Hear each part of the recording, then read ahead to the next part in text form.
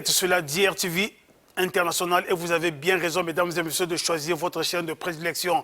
Une fois de plus, bonsoir et soyez les bienvenus sur le plateau de la DRTV internationale. Eh bien, mesdames et messieurs, les Diables Rouges judoka qui devraient se rendre à Abidjan en vue de prendre part au championnat d'Afrique de cette discipline, eh bien, n'ont plus effectué le déplacement d'Abidjan. Et pour cause, élément de réponse dans cette émission. Et puis, mesdames et messieurs, vous le savez, le monde footballistique congolais est en deuil. En tout cas, il pleure depuis vendredi passé.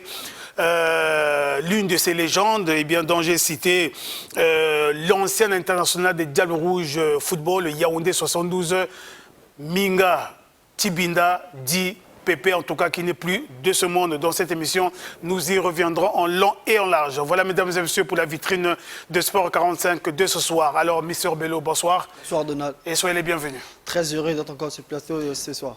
Mesdames et messieurs, le décor étant planté, nous allons très rapidement aller dans le développement de Sport 45 de ce soir. Eh bien, je vous l'ai dit dans la vitrine de cette émission, les Diables Rouges judoka qui devraient prendre part au championnat d'Afrique qui se déroule en ce net moment du côté d'Abidjan, c'est en Côte d'Ivoire, n'ont pas pu embarquer, ils n'ont pas pu prendre l'avion pour s'y rendre. Eh bien, la raison évoquée, mesdames et messieurs, manque de moyens financiers. Bello, c'est quand même triste de constater qu'en ce net moment, on n'investit plus au niveau du handball. Alors ça devrait faire de telle sorte que non, mais au niveau des autres fédérations, notamment les fédérations habituées à honorer le pays, à faire de telle sorte que le drapeau congolais soit flotte au niveau international. Mais malheureusement, malgré le fait que le football a été mis de côté, ces fédérations ne peuvent pas aller représenter honorablement le pays, honorablement, et bien parce que ces fédérations ont l'habitude de ramener les médailles au bercail. Oui, je pense que, Donald, il faut être honnête et clair. Nous sommes des Congolais. Je pense qu'après la disparition du basketball au niveau du FIBA, je pense que d'autres disciplines sont en voie aussi de disparaître sur le plan national qu'international. Pourquoi? Parce que je me rends compte qu'aujourd'hui, que l'argent du trésor public congolais, du sport congolais, n'appartient qu'au football.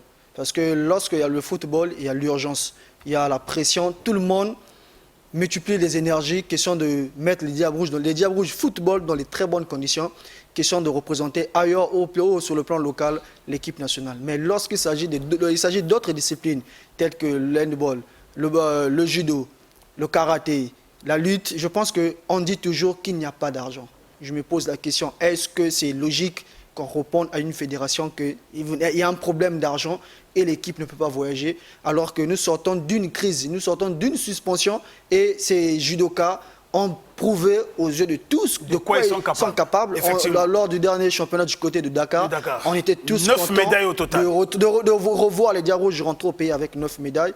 Mais après cela, la fédération n'a pas croisé les bras. La fédération a envoyé les athlètes par front propre du président de cette fédération qui est Nel Francis Atta, qui ne cesse de multiplier des efforts. Il a envoyé les athlètes, eux, ont été invités du côté de Sochi en Russie pour tout ça dans le cadre de une préparation. D'autres, il y a un groupe qui était du côté de Angola pour la préparation et les encadreurs ont été à Kinshasa pour se préparer toujours.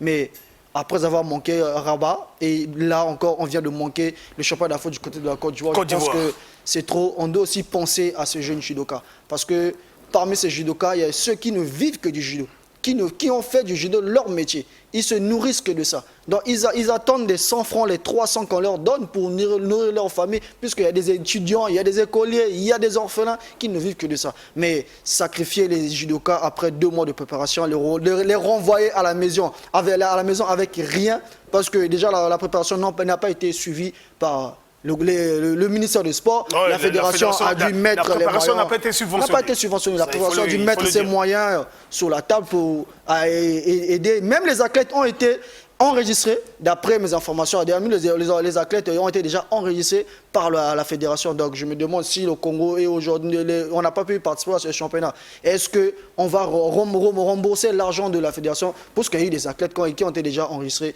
Donc, tout à fait. Je pense que les frais d'engagement ont été 100 € par athlète. C'est déplorable, Donald. Je déplorable puisque le football, au moment où nous étions déjà en danger, on voit d'une suspension provisoire. Il y a eu les matchs du CHAN On a tous vu la manière dont l'équipe nationale A football, A prime a été entretenue durant la préparation, durant les matchs. Il n'y a pas eu un problème de prime. Mais pourquoi seulement au judo où nous attendons, où nous avons la chance à 1000% d'obtenir au moins 2 médailles d'or ou 3. Mais les négliger aujourd'hui, les mettre dans la rue, je pense que c'est déplorable et on doit revoir ça puisque le sport congolais est en voie de disparition, ça il faut le dire.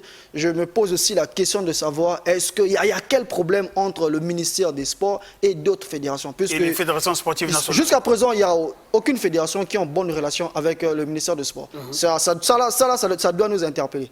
On ne doit pas se dire que non, il y a le problème seulement au football. Mais non, lorsque nous voyons la manière dont vivent d'autres fédérations avec le ministère des Sports, on doit se dire que non, il y a un problème qui se cache. Et ces dirigeants doivent obligatoirement se réunir autour d'une table, question de savoir comment sortir de cette crise. En tout cas, mesdames et messieurs, c'est la question que tous les sportifs devraient se poser. Quel souci y a-t-il entre le ministère en charge des sports et les différentes fédérations sportives nationales? Eh bien, je pense qu'il faudrait bien que toutes ces parties se réunissent autour d'une table pour regarder de fond en comble la question. Evrard Tikasumba, mesdames et messieurs, et Odvarez et Dabira étaient du côté du Palais des Sports pour aller assister. Comment est-ce que les judokas congolais, Diable Rouge, étaient en train d'emballer leurs bagages, non pas pour l'aéroport, pour embarquer pour Abidjan, mais plutôt pour leur domicile respectif. Suivez ce reportage. C'est un nouveau coup dur pour le sport congolais. Les judokas congolais ne participeront plus au championnat d'Afrique de judo prévu en Côte d'Ivoire en raison d'un manque de financement. Le ministère des Sports, à travers ses services, a estimé qu'il n'y avait pas de budget disponible pour assurer le déplacement et la participation de la délégation congolaise. À l'internat du Palais des Sports de Kintélé, où ils avaient pris quartier pendant 2 mois, c'est le mois. La nouvelle sur l'annulation du voyage est tombée comme un coup de tonnerre. Désemparés, les athlètes ne pouvaient que plier leurs bagages pour regagner leur domicile respectif. Rabi Pembele, le capitaine des seniors, ne revient pas. Dessus de nos attentes, vu le championnat d'Afrique qui se déroulera dans 2 jours à Abidjan et qui est qualificatif au championnat du monde, et par rapport au point qui est aussi qualificatif au championnat et aux Jeux Olympiques 2028 aux États-Unis. Et on était là depuis 2 mois.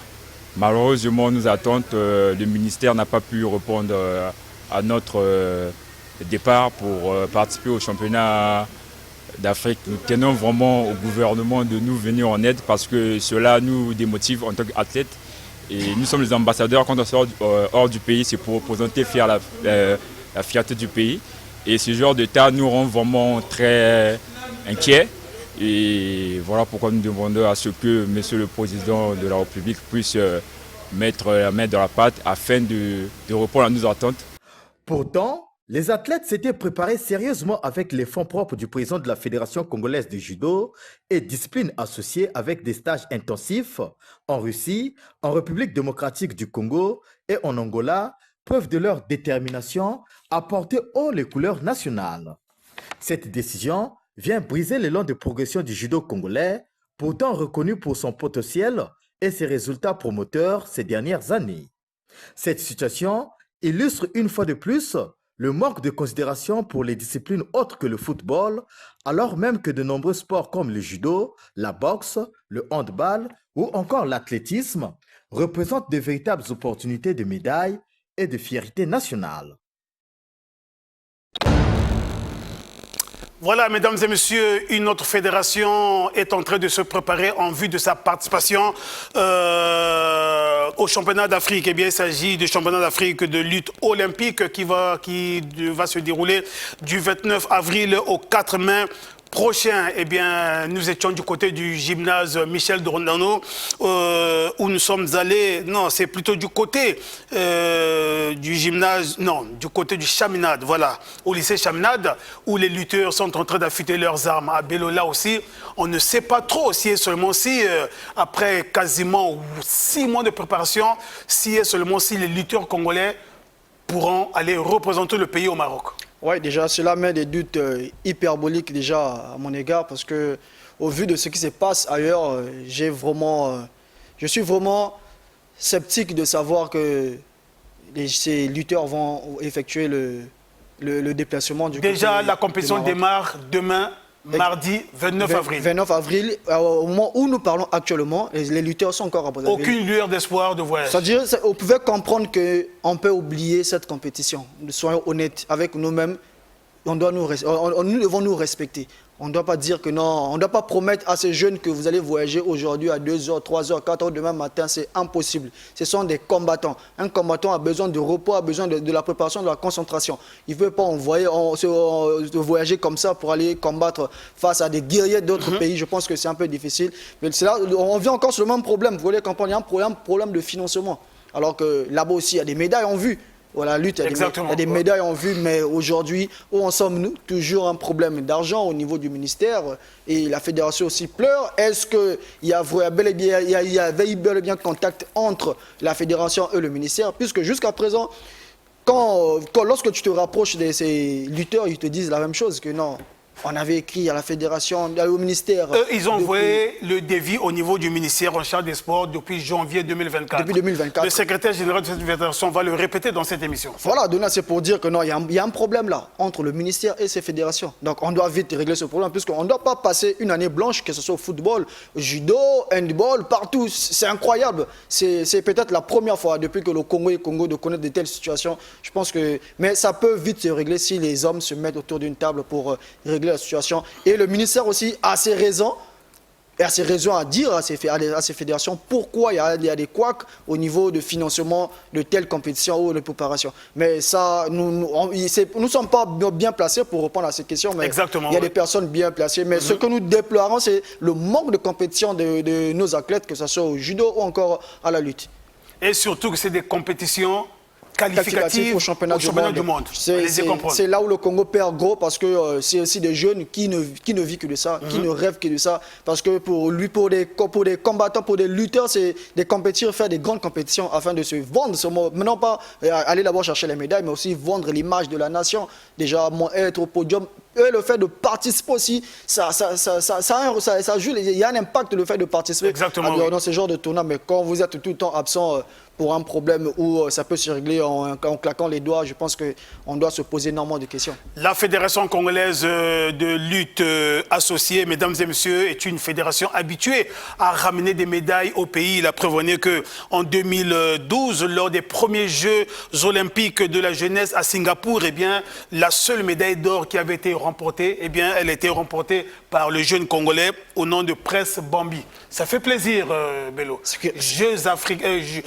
Jeux olympiques de la jeunesse. Ce qui revient à dire, ça mérite du respect. Il faut les respecter, puisqu'il y a tant de disciplines, mais il n'a jamais ce genre de médaille en or. Mais la lutte a déjà cette médaille. Pourquoi pas les respecter? Pourquoi pas dire, bon, comme on a failli avec le judo est peut-être venu en retard, rattrapons-nous avec la lutte. Question de voir ces jeunes vont porter les médailles. Malheureusement, ça ne sera pas le cas. Une fois de plus pour le Congo. Et Donald, je suis très triste au moment où je veux pas de dire que les judokas vont manquer la compétition. Et à 24 heures d'une compétition majeure aussi du côté de la lutte, les lutteurs congolais seront encore une fois absents. Je pense que ça devient trop.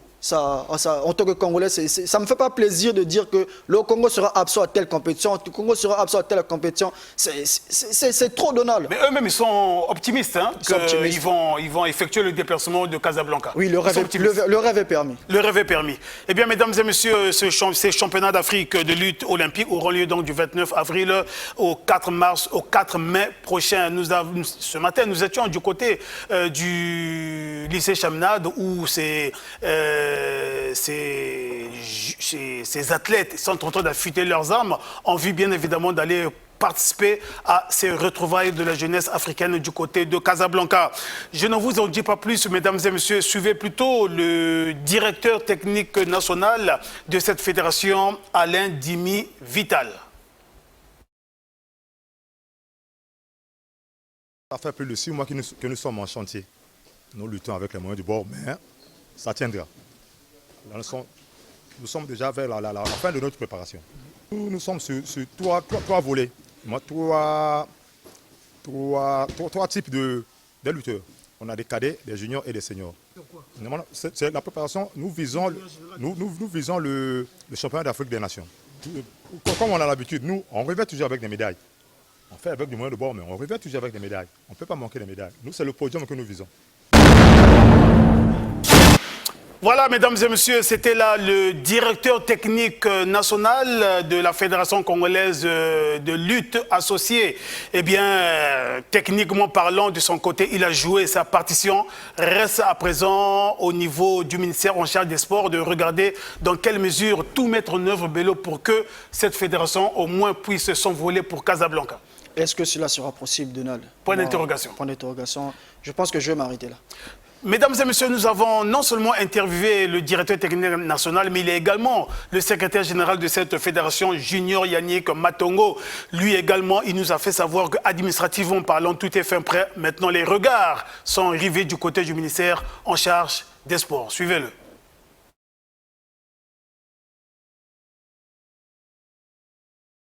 Nous sommes à la veille même de l'activité.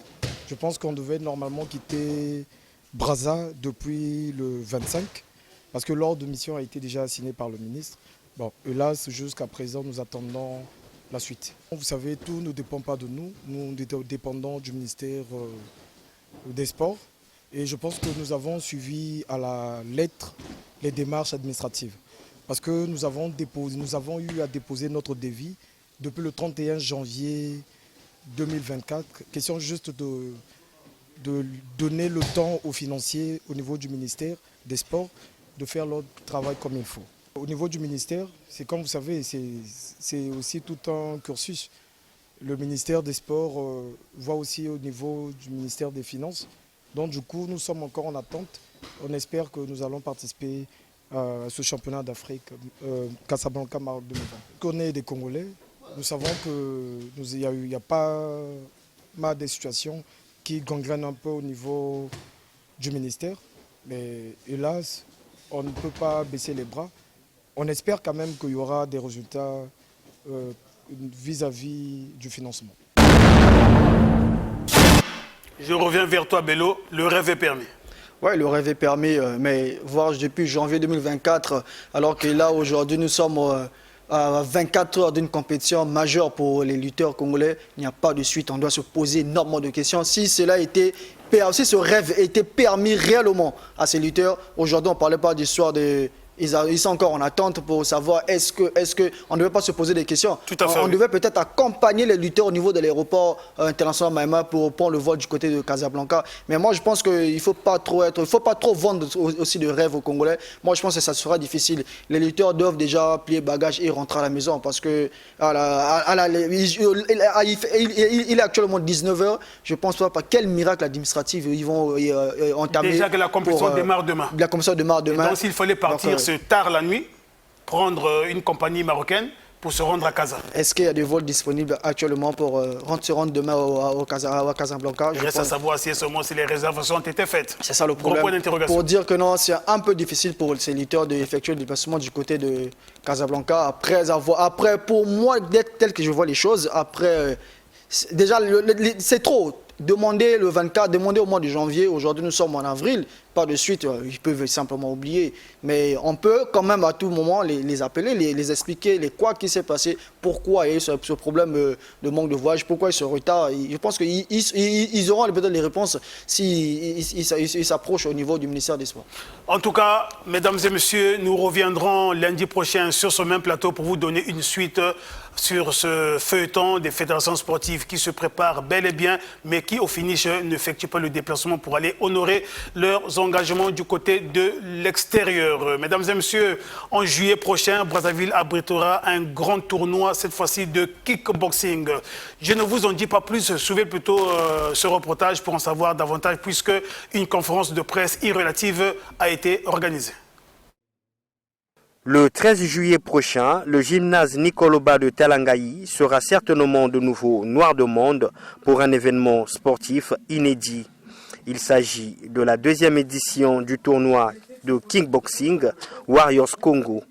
Au cours de la conférence de presse qui a été animée samedi par l'organisation de ce tournoi, il s'est agi justement de parler de ces combats qui mettront aux prises les athlètes de Brazzaville et ceux de Kinshasa en RDC. Qui concerne Le programme de cette édition, de cette deuxième édition, nous aurons 7 combats. Sur les 7 combats, il y a 3 combats comme main event, ça veut dire la carte principale. Il y aura 2 combats pour la ceinture, dans la catégorie des moins de 77 et également dans la catégorie des moins de 67 kg. Et nous aurons aussi un combat international dans la catégorie des moins de 71 kg. Mais ça sera pas un combat pour le titre.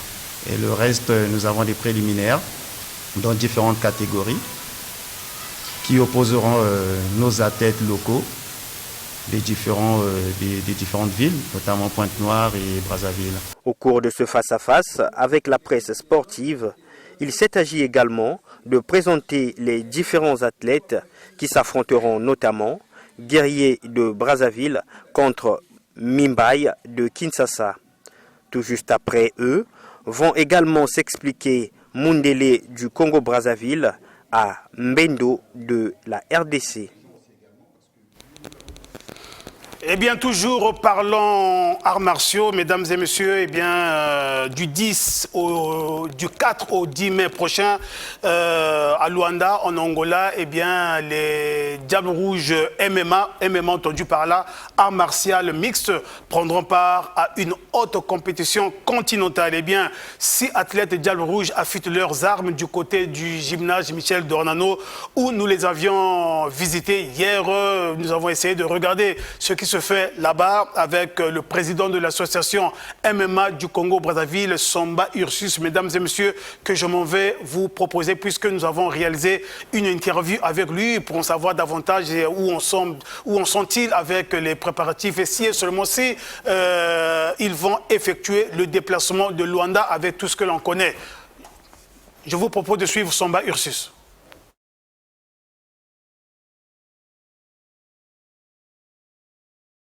Dernièrement, on a fait planifier un programme d'activité annuel.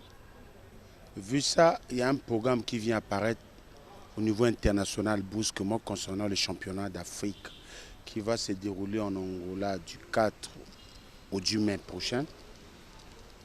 Vu ça, on avait mieux jugé de ne pas prendre des athlètes locaux. On a pris les athlètes de la diaspora qui ont le niveau professionnel. Donc, ils sont à 6 qu'on a récoltés, plus un de notre athlète qui est local, Krishna Mouyabi, qui est aussi le professionnel parce que plusieurs fois, il fait des combats à l'extérieur. Mais nous avons pris 2 de la France, un de l'Afrique du Sud, un du Sénégal, pour essayer de faire une bonne image parce qu'il s'agit de l'image du pays au niveau continental. Donc c'est ça. Tout le monde sait que dans nos pays, nous sommes les maîtres à l'improvisation. On ne peut jamais désespérer quelque part parce que l'autre n'a pas participé à un tel. Mais nous nous attendons à tout ça. Mais je sais que parmi ceux-là, il y a toujours les Congolais de bonne volonté. Même le ministre des Sports, c'est un homme comme tout le monde. Donc j'espère que il est là, il a ses oreilles, ils ont en train d'entendre, même le Premier ministre, qui donc on peut toucher partout parce que ça ne demande pas que le ministère des Sports, pour tous les Congolais, parce qu'il s'agit de l'image du pays. C'est ça même le problème. Ce qui est vrai, moi je suis un initié de la matière parce que je fus un athlète de haut niveau.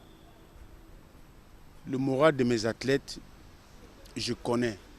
Et puis c'est un problème d'expérience. Mais avec l'expérience que nos athlètes ont, j'ai confiance, surtout celui de l'Afrique du Sud qui est champion au PF. J'ai confiance, mais ce qui est vrai dans le sport, on s'attend à tout. On ne peut pas seulement croire ou faire assurer tout le monde qu'on va là-bas, on aura des fleurs ou des cadeaux. Non, mais nous allons pour acquérir notre première expérience parce que le Congo n'a jamais participé au plan international sur MMA. Mais avec nos athlètes, nous espérons parce que c'est des athlètes de haut niveau. Bref. Voilà, Nessori Songa de la Songa, notre correspondant du côté de Pointe-Noire et mission Kodiam de la DGSP. Nous nous posons tous la question de savoir si et seulement si les Diables Rouges MMA vont effectuer le déplacement de Luanda qui vivra verra. Mesdames et messieurs, suivez à présent la réaction du sélectionneur des Diables Rouges MMA. Eh bien, lui, c'est le sélectionneur Aboubakar Fofana. Suivez.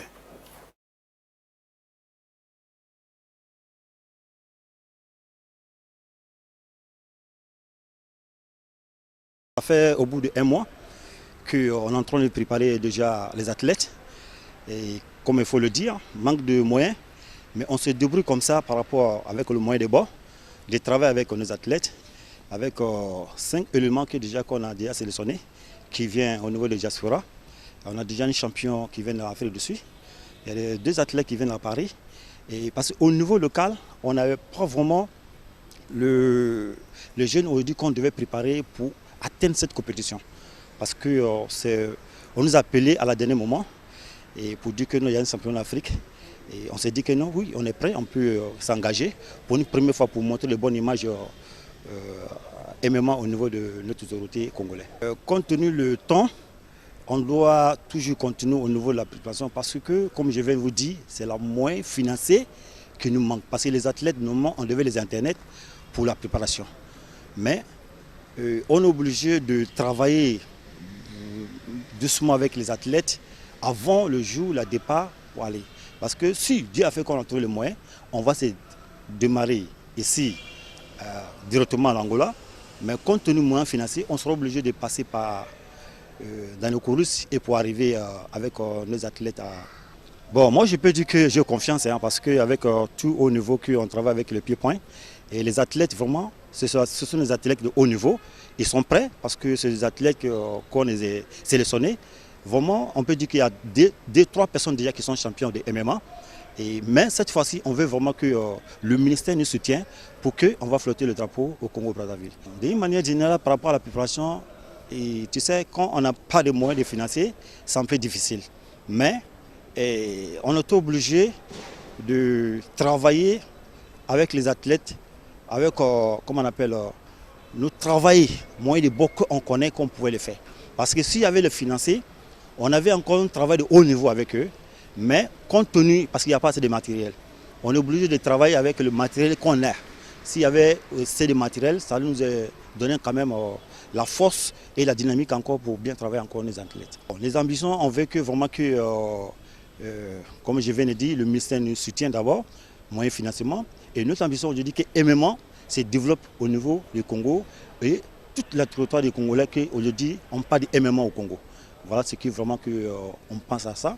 Parce que déjà, MMA est développé dans 3 pays différents. Il y a Cameroun, il y a l'Angola, il y a aussi le Gabon aussi, et actuellement aussi la Côte d'Ivoire aussi qui sont vraiment développés. Bon, pour moi, en tant qu'un entraîneur principal, moi, c'est pour aller remporter pas les médailles, mais prendre la ceinture.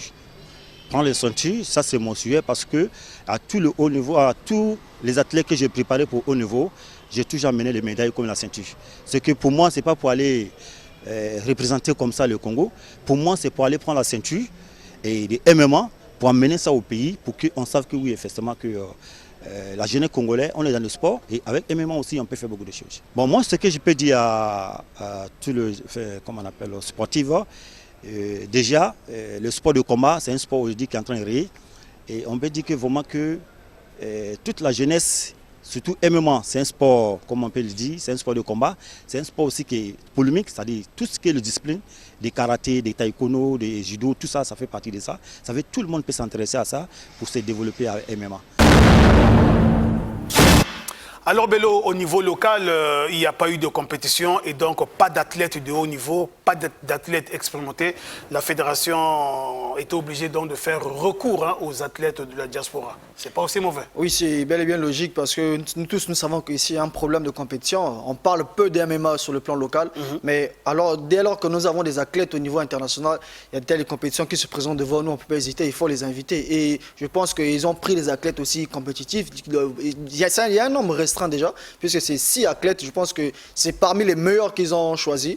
Et ils ne vont pas nous décevoir du côté de Luanda s'ils effectuent bel et bien le voyage, puisque actuellement, il ne faut pas trop positivité côté niveau déplacement des athlètes, à moins que la fédération met les moyens à la disposition des athlètes. Là, on peut dire que non, les athlètes vont voyager, mais à l'heure actuelle, restons d'abord optimistes, puisque nous ne sommes pas encore, le mois n'est pas encore arrivé, les athlètes sont encore en pleine préparation. On doit peut-être les encourager, faire un premier pas, les mettre dans les très bonnes conditions, parce que les conditions là aussi, c'est pas trop bon pour les athlètes de MMA. Tous nous connaissons comment ce discipline est vraiment très dure et ça demande beaucoup de rigueur et surtout de la discipline, mais on doit les mettre aussi dans les très bonnes conditions, question de représenter valablement le Congo. Eh bien, les 6 athlètes de la diaspora qui ont été choisis pour cette compétition, mesdames et messieurs, eh bien, il y a Nzaou Vang Si Ivan Georges, un athlète qui réside en France. Il y a Agathon, athlète de France. Il y a Obadorov Dimi, un athlète congolais qui évolue du côté du Sénégal. Et il y a Kituku Fobou Gelé, un athlète congolais qui réside du côté de l'Afrique du Sud. Il est champion PFC. Il y a Mouyabi Krishna, athlète, lui au moins il évolue au niveau local, plus précisément du côté de Pointe-Noire. Et enfin, il y a Chikaya Pembelo Mouela Durel, athlète congolais qui évolue du côté de la Côte d'Ivoire. Eh bien, mesdames et messieurs, les athlètes aussi n'ont pas voulu mettre leur langue dans la poche. Ils ont bien voulu se prêter au micro de la presse. Je m'en vais vous proposer les réactions de Dimi. Non, commençons tout d'abord par le champion PFC. Il s'agit de Kituku Fobou Gelé. Et vous suivrez par la suite Obadorov Dimi, athlète congolais évoluant du côté de Dakar, c'est au Sénégal. Moi, c'est le champion Gelé Kitubo. Je viens de l'Afrique du Sud et j'évolue en Afrique du Sud. Et ouais, je suis là au Congo pour représenter mon pays pour une grande compétition qui se déroule bientôt sur Angola pour la première fois dans l'Afrique. Donc c'est ça en fait. L'idée est sûre en fait, c'est aller pour gagner, remporter et rentrer dans mon pays avec la fierté. Et surtout, je suis champion du poids plume de la PFC qui signifie Professional Championship Intercontinental. Donc en ce moment, je suis l'image de l'Afrique, aussi bientôt, en représentant le pays. Donc l'idée c'est, avec cette ceinture, aller en Angola pour la première fois, dans les couleurs du Congo, et puis remporter. Au fait, l'idée c'est quoi? Comme jeune, je suis comme les autres, nos petits frères, nos jeunes frères qui sont là-bas, qui n'ont pas d'ambition, qui n'ont pas de rôle modèle. Et la MMA, c'est l'un des arts qui peut leur montrer la direction à aller en avant, parce que si on sait bien le banditisme, il y a tout. Donc l'image c'est quoi au fait? Que la MMA soit la clé, la porte pour ces jeunes qui sont perdus, qui ne savent pas quelle direction prendre, et de nous voir comme leur rôle modèle, et c'est à eux de devenir ce qu'ils veulent devenir. Donc c'est ça l'ambition que je veux rapporter à tout le monde. C'est comme je peux dire avec mon équipage, mes frères qui sont à mes côtés, et si je vois bien, on est bien prêt et fort et prêt pour ce qui se déroule. Et je peux le dire encore, c'est pour la première fois que le Congo, Brazzaville, va présenter le sport de la MMA dans l'histoire. Donc en même temps, on crée l'histoire et en même temps, on va créer l'histoire avec nos résultats de l'autre côté. Donc comme parole et promesse que je vais vous donner avec mon équipage, mes frères champions qui sont là, que attendez-vous à ce qu'on va vous rapporter. C'est que des bonnes médailles. Bon, déjà, je suis un sportif de façon naturelle parce que dès mes jeunes âges, j'ai été très passionné. J'ai toujours combiné entre les études et le sport. J'étais parti au Sénégal pour les études. Après, j'ai approfondi aussi l'aspect sportif. Donc là-bas, je suis le représentant du Congo, que ce soit en boxe anglaise, que ce soit en MMA. Et le président Samba m'avait fait part de ce projet. Donc on s'est mobilisé avec la team afin de revenir ici au pays, de travailler ensemble et d'essayer d'aller à l'extérieur pour représenter pour la première fois les couleurs de notre nation. Nos ambitions, c'est simple, c'est de revenir au pays avec fierté, revenir avec des trophées, revenir comme notre hymne dit, fièrement congolais, donc revenir avec une fierté et brandir que devant tout le monde qu'on est congolais et on est fier de l'être. Monsieur le ministre, là où vous vous situez, nous vous demandons seulement de nous soutenir parce que nous sommes les enfants du pays, nous sommes des patriotes et ça c'est notre façon de rendre l'ascenseur à notre pays, sportif qu'on est, d'aller, de représenter, de faire honneur à notre pays. Donc, nous savons qu'il il y a la crise économique, il y a pas mal de problèmes. Mais à votre échelle, si vous pouvez contribuer quelque chose afin de nous pousser d'aller encore plus loin pour l'honneur de la nation, ça serait une bonne chose. Odvarez Dabira, mesdames et messieurs, très optimiste que ces athlètes pourront aller soulever les montagnes là-bas du côté de Luanda. Mais une seule préoccupation taraude les esprits, Miss Rebello. C'est bien beau. Après une bonne dose de préparation, ils vont aller remporter la ceinture du côté de Luanda. Mais est-ce que ces athlètes pourront embarquer dans un avion pour se rendre justement à Luanda, aller honorer le pays?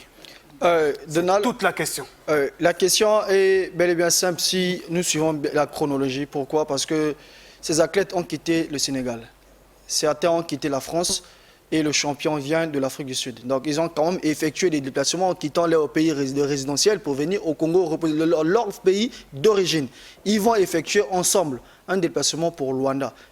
En voyant les athlètes, ils sont déterminés, il y a la motivation, il y a l'envie, ils veulent écrire l'histoire, ils veulent faire écrire l'histoire à la fois. Surtout c'est pour la première fois de l'histoire que le Congo prendra part à cette compétition. Un tournoi de MMA, je pense qu'ils vont entrer dans l'histoire et ils veulent à tout prix faire l'histoire aussi. Donc c'est maintenant à nous, dirigeants, c'est maintenant aux dirigeants, aux financiers du pays, à ceux qui suivent ce sport, ceux qui aiment le sport congolais, de les accompagner, de mettre déjà dès maintenant tous les moyens à leur disposition, que ce soit logistique et financier déjà, afin que ces athlètes savent de quoi ils vont aller faire du côté de Luanda, au lieu de mettre encore le doute à la tête, dans les têtes des athlètes et des dirigeants à la veille de la compétition, ce qui ne sera pas la bienvenue comme nous sommes en train de vivre actuellement.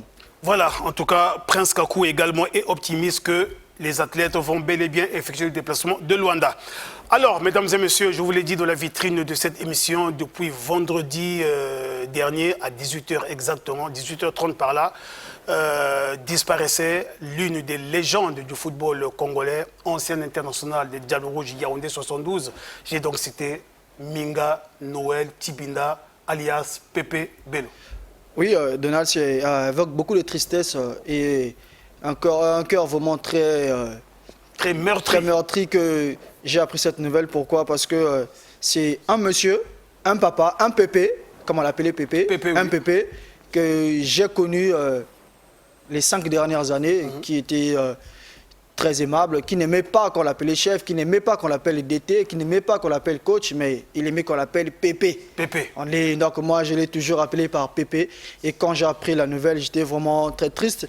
Du coup, j'ai eu l'idée de revoir le match Congo-Cameroun Yaoundé 72. La demi-finale. La demi-finale pour voir comment était Pépé, qui était Pépé, qu'est-ce qui avait fait Pépé. Et c'est là, les larmes n'ont pas hésité de tomber. J'ai compris qu'une légende vient de nous quitter et c'était vraiment très triste. Au moment où nous parlons, je pense que nous avons l'habitude d'honorer nos légendes après la mort. Mais apprenons aussi à les honorer avant la mort, question qu'ils vivent en paix et que nous évitons de vivre ce que nous avons vécu avec nous venons de voir avec la légende Pépé Tibinda Minga. Peut-être bien-aimé Condé, Arnaud Itoba et Odvarez Dabira n'étaient pas encore nés en ce temps-là. Tu peux leur rappeler que s'est-il passé ce jour-là, Congo-Cameroun, 8e Coupe d'Afrique Yaoundé 72? Mais je pense que c'est grâce à ce Pépé que le Congo a été expulsé en finale. On ne va pas quand même refaire l'histoire, puisque moi aussi je n'étais pas encore né, mais voilà. L'histoire nous a permis de découvrir qui était Pépé.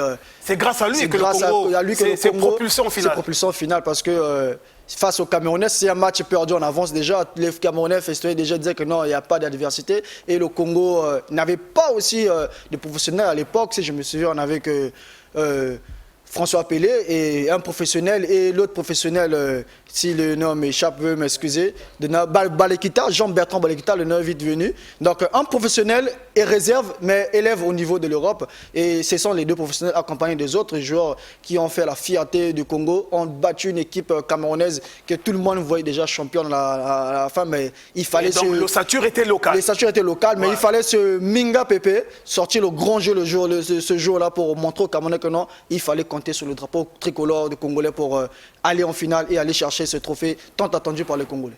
Mesdames et messieurs, Au lendemain de la disparition de Minga Noël Pépé, nous nous sommes rendus au domicile pour en savoir un peu davantage sur comment est-ce que la veillée, cette grande veillée d'une légende footballistique, devrait être organisée. Suivez. Depuis ce vendredi 25 avril à 18h30 précise, le football congolais est de nouveau en deuil avec la disparition à l'âge de 78 ans de l'ancien international des Diables Rouges et héros de Yaoundé 72, Minga Noël Tibinda, affectueusement surnommé Pépé. Au domicile du défunt, situé au numéro 3 de la rue Yvon-Jacques Ndolou, à proximité du centre de santé intégré de Mukondo, l'émotion est palpable. L'un des fils aînés de cette légende du football congolais a lancé un appel au chef de l'État, sollicitant ainsi que le champion d'Afrique Yaoundé 72 bénéficie d'obsèques dignes de véritables ambassadeurs du football. C'est une grande douleur du peuple congolais et de toute la nation du monde qui vient de perdre un icône, un champion d'Afrique Yaoundé 72, un coach international Minga Noël Pépé. On souhaite seulement au gouvernement, au président de la République, chef de l'État, Denis Sassou Nguesso, de venir auprès du soutien de notre papa. Cyriaque Brice Minga garde encore vivant le souvenir de son père, figure emblématique du sport congolais. Lors de notre arrivée sur les lieux de la veillée, les préparatifs pour la grande cérémonie d'hommage battaient déjà leur plein.